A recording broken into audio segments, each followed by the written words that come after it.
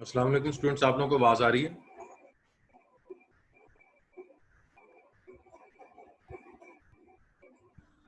जी sir, आ रही है।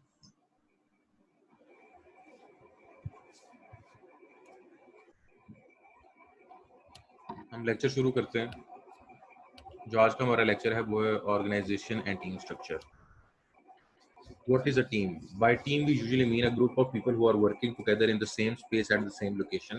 The term project team is usually referred to all people working on a common project who may sit in different working groups at some distance from each other. जो team है वो collection of people है जो कि किसी एक task पे काम कर रहे हो, और जो प्रोजेक्ट टीम है उनका टास्क डिफाइंड होता है under the scope of a project. Becoming a team, just throwing people together will not immediately enable them to work together as a team. Team go through 5 basic stages of development.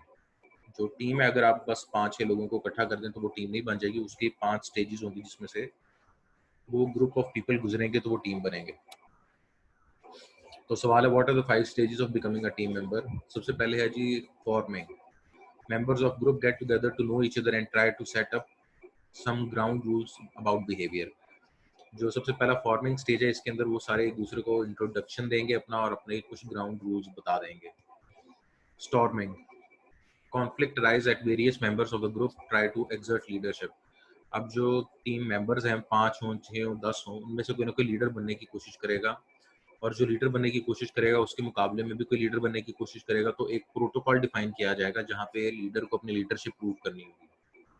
Leader जब तक team exist करती है सिर्फ एक नहीं होगा, वो change भी हो सकता है, लेकिन उसका एक क्राइटेरिया होगा, लीडरशिप क्राइटेरिया, जो किसी ना किसी टीम मेंबर को फुलफिल करना होगा टीम लीडर बनने के लिए।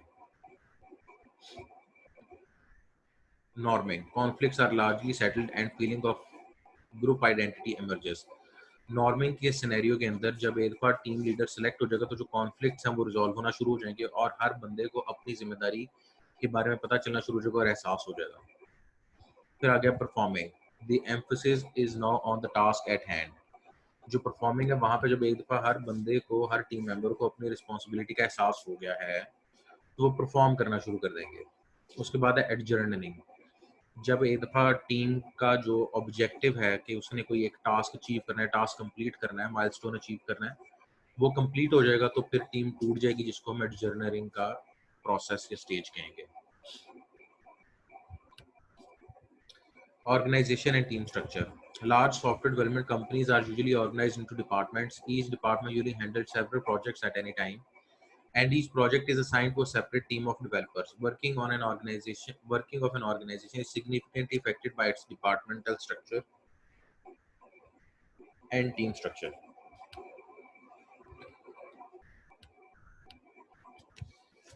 जो ऑर्गेनाइजेशन है उसके अंदर हमारे पास डिपार्टमेंट्स और टीम्स एग्जिस्ट करती हैं। तो डिपार्टमेंट के स्ट्रक्चर दो किस्म के हैं, एक है फंक्शनल फॉर्मेट और एक है प्रोजेक्ट फॉर्मेट, और टीम के स्ट्रक्चर दो किस्म के, एक चीफ प्रोग्रामिंग टीम है और एक डेमोक्रेटिक टीम है। तो हम पहले जो डिपार्टमेंट के स्ट्रक्चर्स हैं उनको डिस्कस कर लेते हैं। फंक्शनल फॉर्मेट, पेपर का क्वेश्चन है, describe functional department structure. Developers are divided into functional groups based on their specialization or experience. For example, different functional groups of an organization might specialize in area such as database, networking, requirement analysis, design, testing, and so on. Every developer in an organization would belong to some functional group depending on his experience for carrying out specific activity. Different projects borrow developers from different functional groups. जो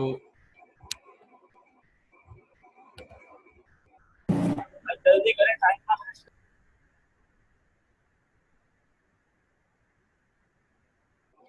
जो departmental functional structure है, इसके अंदर हमारे पास department बने हुए हैं based on the skill set of the team members.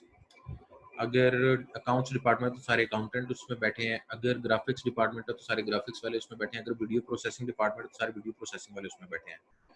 तो department with respect to experience बनाया जाएगा। ये है जी functional format. Upon the completion of their activities, the developers are returned to their respective functional groups. The partial completed product passes from one team to another and evolved during the work due to the work done on it by several teams. A functional team working on a project does not physically meet the members of other functional teams who have carried out other parts of the project. A team understand the work done by other teams solely by studying the documentation produced by the team working subsequently on the project will find it difficult to understand the work already completed if good quality documentation are not produced. जो functional structure है उसका एक drawback है। वो drawback ये है कि अगर प्रोजेक्ट नई नोयत का है, ऐसा प्रोजेक्ट है जिस पे किसी ने पहले काम नहीं किया हुआ, तो जो प्रोजेक्ट की कंप्लीशन है वो टाइम कंज्यूमिंग होगी, वो टाइम ले जाएगी। क्यों भला? क्योंकि जब प्रोजेक्ट आएगा तो सबसे पहले एसआरएस डिपार्टमेंट जाएगा, वो सॉफ्टवेयर गैदरिंग करेंगे, उसके बाद प्लानिंग डिपार्टमेंट में जाएगा, प्लानिंग डिपार्टमेंट उसकी प्लानिंग करेगा, उसके बाद वो एग्जीक्यूशन डिपार्टमेंट में जाएगा जहाँ पे मुख्तलिफ वो प्रोजेक्ट की टीम से गुजरेगा, डेवलप जो है वो यूजर लेआउट डिजाइनिंग डिपार्टमेंट में जाएगा, फिर उसके बाद प्रोग्रामिंग डिपार्टमेंट में जाएगा, फिर नेटवर्क टेस्टिंग डिपार्टमेंट में जाएगा। तो मुख्तलिफ डिपार्टमेंट्स में से उसको गुजर के जाना होगा और हर डिपार्टमेंट डॉक्यूमेंटेशन तैयार करेगा और अगर कहीं डॉक्यूमेंटेशन क्लियर नहीं है तो उसको पिछले डिपार्टमेंट में दोबारा भेजा जाएगा डॉक्यूमेंटेशन को क्लियर करने के लिए। क्योंकि टीम जो है वो एक जगह नहीं बैठी, वो डिपार्टमेंट वाइज बैठी हुई है, तो इस वजह से अगर प्रोजेक्ट हर दफा नई नोयत का आ रहा है तो वो डिले का शिकार हो जाएगा। लेकिन इसके मुकाबले में अगर सॉफ्टवेयर हाउस हर दफा एक ही चीज बना रहा है, जिस तरह फैक्ट्री के अंदर हमारे पास कपड़ा बनाने की मशीन होती है, उसके बाद कपड़ा काटने की मशीन होती है, उसके बाद कपड़ा स्टिचिंग करने की मशीन होती है। ये मुख्तलिफ डिपार्टमेंट्स हैं, weaving department, dyeing department, stitching department.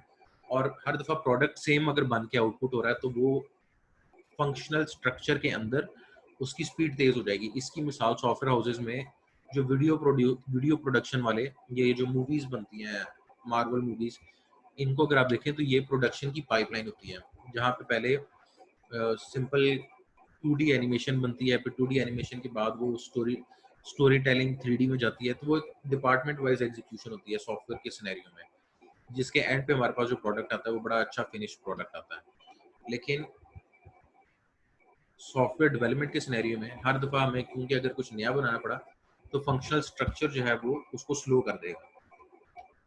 इसके मुकाबले हमारे पास है प्रोजेक्ट फॉर्मेट। अब जो डिपार्टमेंट है वो एक्सपीरियंस की वजह से नहीं है, वो स्किल की वजह से नहीं डिपार्टमेंट बनेगा प्रोजेक्ट के नाम से। इसकी मिसाल ऐसे है कि एक सॉफ्टवेयर हाउस है जिसमें जी पाकिस्तान पोस्ट का सॉफ्टवेयर बन रहा है, तो वो उसको डिपार्टमेंट का नाम दे देंगे जी पाकिस्तान पोस्ट का डिपार्टमेंट है। यानी सॉफ्टवेयर हाउस के अंदर सब डिपार्टमेंट, पाकिस्तान पोस्ट का डिपार्टमेंट है जी, पीआईए का सॉफ्टवेयर बन रहा है पीआईए का डिपार्टमेंट है जी, ये रेलवे का सॉफ्टवेयर बन रहा है रेलवे का डिपार्टमेंट है। अब वो जो डिपार्टमेंट है वो अपनी रिक्वायरमेंट के हिसाब से जौन सा मर्जी डेवलपर है वो हायर करके उस प्रोजेक्ट डिपार्टमेंट में उसको हायर कर लेंगे। मसलन अगर उनको वेब एप्लीकेशन का डेवलपर चाहिए तो वो हर डिपार्टमेंट का डिफरेंट होगा।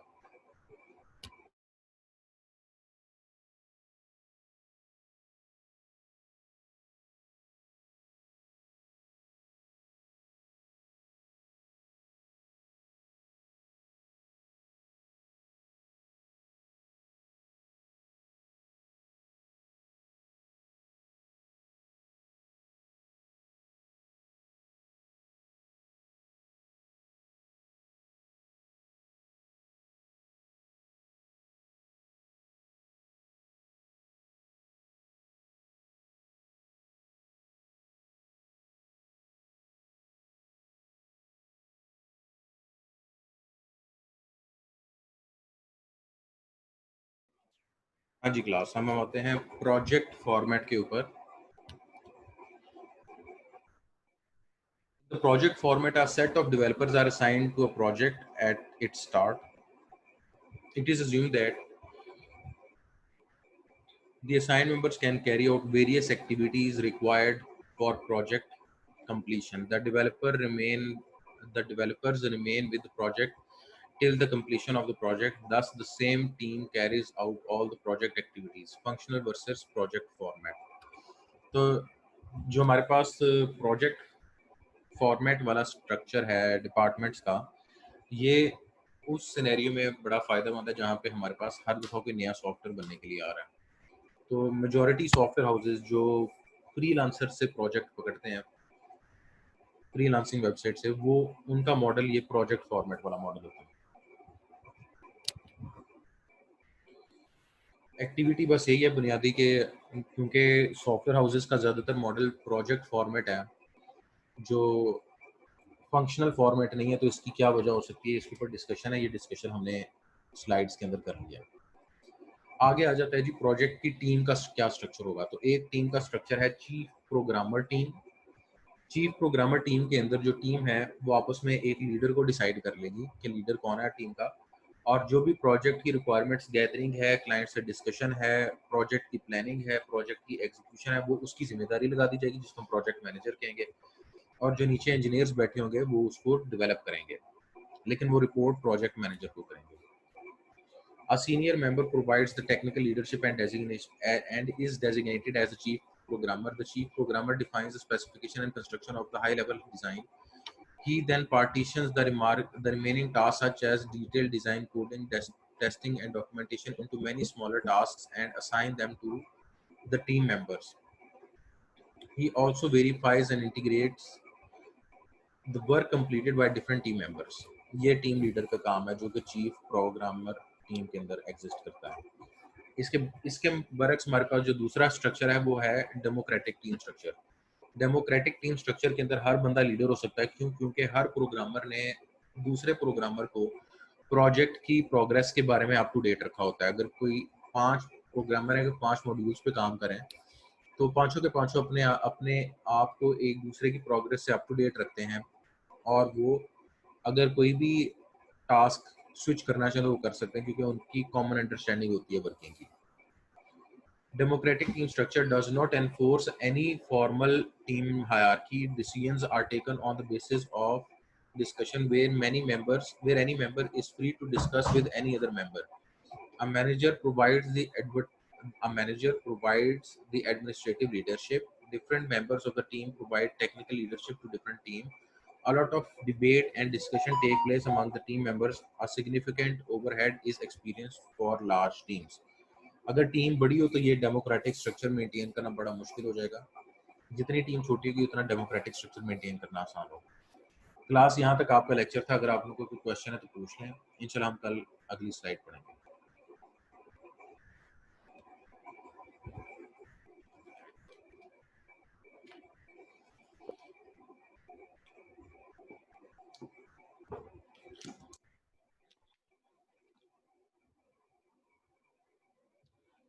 चलें स्टूडेंट्स, कोई क्वेश्चन नहीं है तो मैं सेशन एंड करता हूँ। मैं उम्मीद करता हूँ आप और आपके घर वाले सब खैरियत से होंगे। खुदा न खास्ता अगर किसी पे मुश्किल वक्त है, अल्लाह उस मुश्किल वक्त को आसान कर दे। मुझे, अपने दोस्तों को, घर वालों को, रिश्तेदारों को दुआ में ज़रूर याद रखिएगा। और जो मोमिन नाउमीद नहीं होता तो आप लोगों ने नाउमीद नहीं होना। ओके स्टूडेंट्स, अल्लाह हाफिज़।